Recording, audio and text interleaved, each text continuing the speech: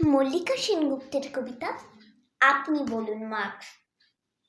ছড়া যে বানিয়েছিল, কাঁথা বুনেছিল, দ্রাবিড় যে মেয়ে এসে গম বোনা শুরু করেছিল আর্য পুরুষের ক্ষেতে, যে লালন করেছিল শিশু, সে যদি শ্রমিক নয়, শ্রম কাকে বলে?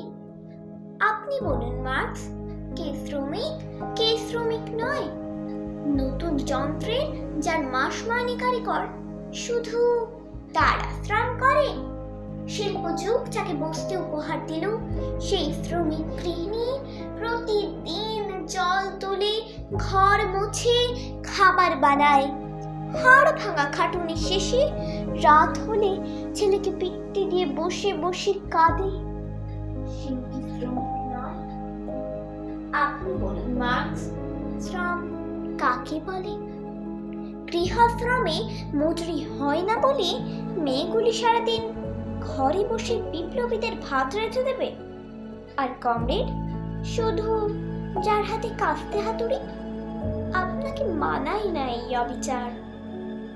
কখনো বিপ্লব হলে পৃথিবীতে স্বর্গ রাজ্য হবে, শ্রেণীহীন রাষ্ট্রহীন আলো পৃথিবীর সেই দেশে।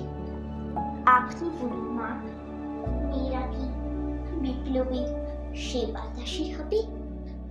আপনি বলুন মার্কস, মেয়েরা কি বিপ্লবীর সেবাদাসী হবে?